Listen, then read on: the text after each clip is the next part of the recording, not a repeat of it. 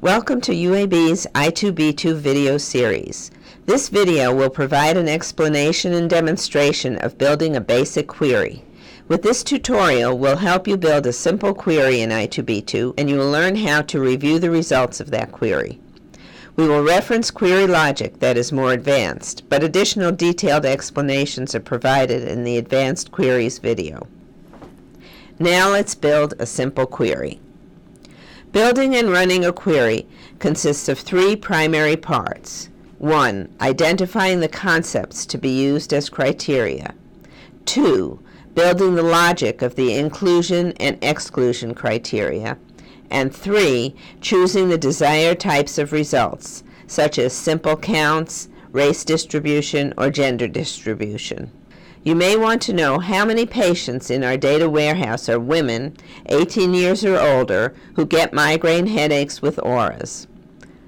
To do this, from the main i2b2 application screen, which is sometimes called the workbench, you will begin to identify and locate search concepts to build and run your query and review your cohort discovery results.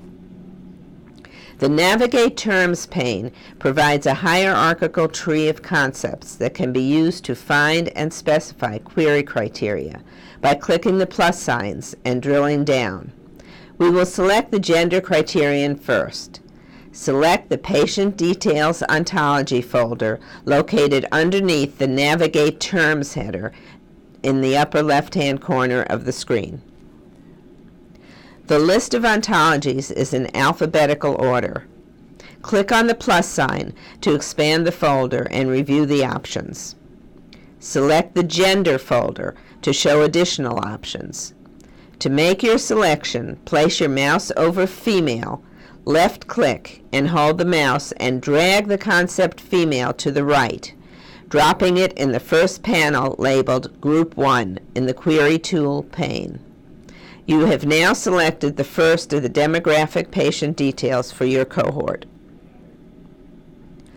You will notice that when you dropped Female into the Group 1 box, two small boxes and the word AND appeared. We will discuss the significance of this shortly. Now we will select the age criterion. Use the slider bar to the right of the pane to scroll up or down to ensure that you're able to view all the concepts in the window clearly. Select the Patient Age folder. Left-click and hold the mouse, and then drag the concept Patient Age to the right, dropping it in the second panel labeled Group 2 in the Query Tool pane. A pop-up window will immediately appear requesting that you specify the age range using numerical operators. Additionally, the units of measurement are required. For this example, select the button by value. Then, under the operator pull-down menu, select greater than or equal to. Next, type in the comparative numerical value, in this case, 18. Finally, click OK.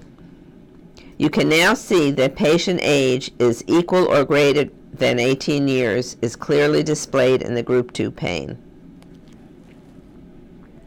Note that the concept criteria in one group will be treated as an AND with items in another group.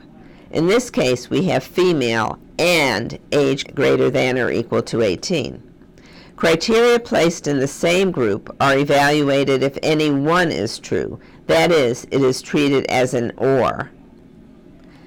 In addition to navigating terms, the Find tab allows you to do searching for terms either by the text description or by codes such as ICD-10.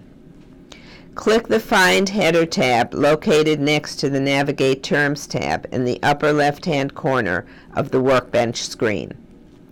This find is only a tab header. Here you can search by name or search by codes. If you search by name, there is a pull-down menu which allows you to search by full words, partial words, terms, or phrases.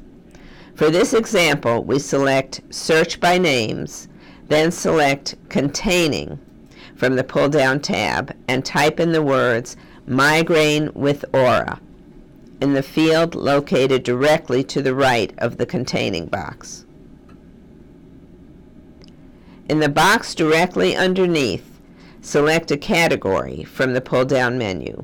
In this example, select Diagnosis ICD-10-ICD-9.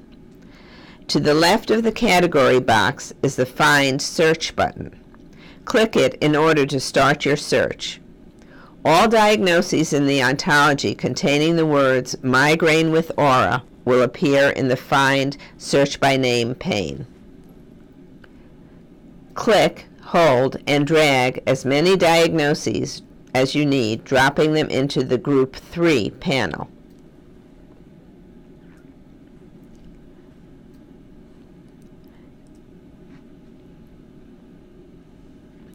In this example, placing the terms female into Group 1, the patient age in Group 2, and the diagnosis codes into Group 3 results in the following logical query.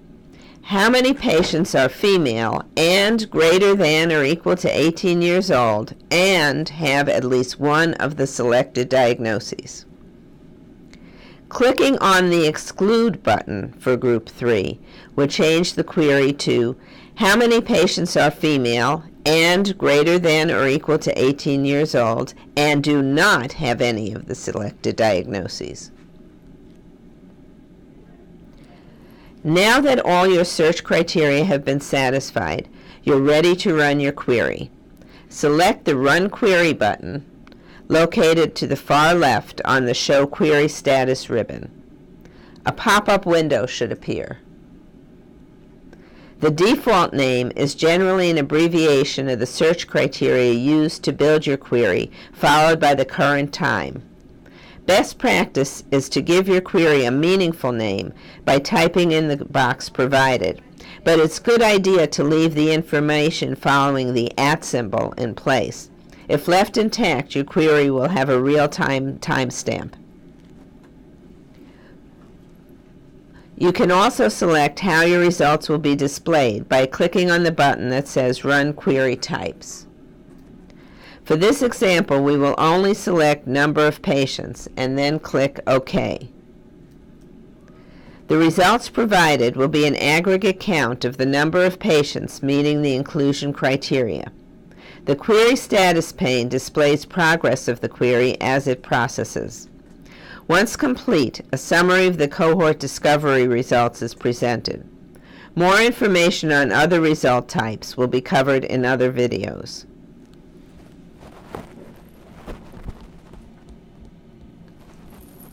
When the query is complete, the Show Query Status pane will show the number of patients, the query name with the timestamp, and the time it took to compute our results.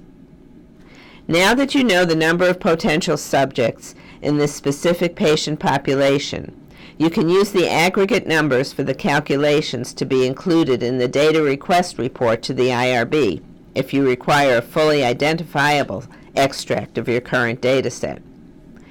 This concludes the short tutorial on how to build a simple query. Thank you for reviewing and using this resource, and look for additional help videos at the web address on the screen.